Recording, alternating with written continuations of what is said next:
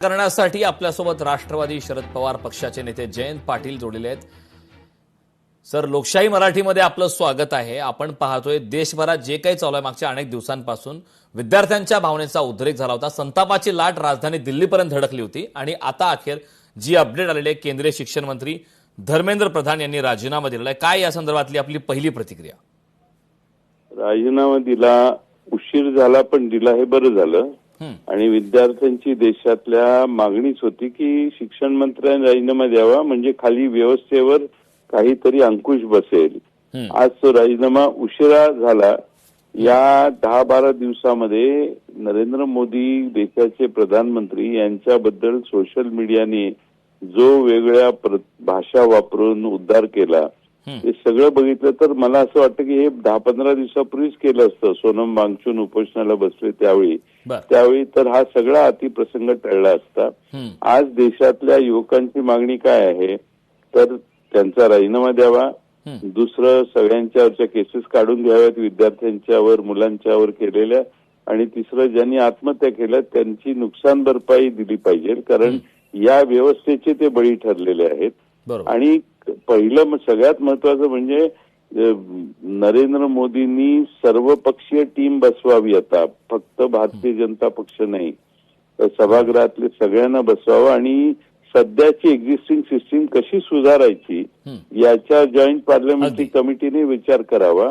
आणि हे नीटचे वारंवार लिकेजेस आणि वेगळ्या स्पर्धा परीक्षेचे लिकेजेस देशात थांबवावेत, नाहीतर देशातली युवा पिढी नैराश्याकडे चालली, याचं म्हणून त्याची रिॲक्शन एवढ्या मोठ्या प्रमाणात देशात आली। नक्कीच सरजी, आपण जसं आता उल्लेख केलात की मुद्दा हा आहे की एका मंत्र्यांचा राजीनामा घेणं ही या समस्येवरची पूर्ण उकल नक्कीच नाही। राजीनामा तर झाला, पण आता प्रश्न हा आहे की शिक्षण व्यवस्थेतले गोंधळ कायमचे कधी थांबणार? आता नवे शिक्षण मंत्री येतील तर नव्या शिक्षण मंत्र्यांसमोर विद्यार्थ्यांचा गमावलेला विश्वास हा परत मिळवण्याचं सुद्धा एक मोठं आव्हान असणार आहे। या संदर्भात आपण काय सांगाल? काय आहे की काँग्रेसच्या काळात काही चुका झाल्या की त्याचा राजीनामा घेतला जायचा, त्यामुळे काय व्हायचं, खालच्या सिस्टीमला भीती वाटायची की बाबा हे आपल्यापर्यंत येऊ शकतं। पण आता या काळात 12 वर्षात कुणाचा राजीनामा मागूनही घेण्यात आला नाही, आज झाला। आता शिक्षण व्यवस्थेत सगळ्या देशात खाली एक परिणाम होईल की बाबा आपल्याला सरळ वागायला लागेल, अशा गोष्टी चालणार नाहीत, हा संदेश खाली दिला जाईल आणि तोच फायदा देशातल्या विद्यार्थ्यांना होईल की शिक्षण मंत्र्याचा राजीनामा होऊ शकतो, काही चूक झाली तर तुमच्यावरही ऍक्शन होऊ शकते, हे या व्यवस्थेतल्या प्रत्येकाला कळलं पाहिजे। अगदी यामध्ये एक महत्वाचा एक प्रश्न सर्वात मोठा हा उपस्थित होतो की लोकशाहीमध्ये नैतिकतेची जागा आता आंदोलनाने घेतली आहे का? कारण तुम्हाला माहित असेल ऑलरेडी की 1986 मध्ये शिवाजीराव पाटील निलंगेकर केवळ मेडिकलचे मुलीचे मार्क वाढवले असा आरोप झाला होता आणि त्यानंतर त्यांनी थेट मुख्यमंत्रीपदाचा राजीनामा दिला होता।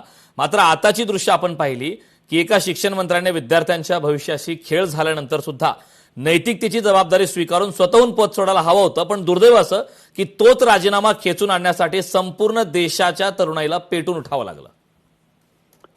हो, बरोबर आहे। अगदी देशातल्याच नाही तर अभिजित दिपके सारख्या परदेशातल्या मुलाला इथे येऊन आंदोलनाला बसावं लागलं।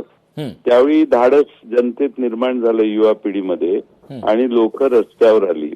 त्यामुळं हे नैतिकतेने जे व्हायला पाहिजे होतं ते आता आंदोलनाने जनतेच्या मागणीवरून साध्य व्हायला लागले। हे खरं म्हणजे व्हायला नाही पाहिजे होतं।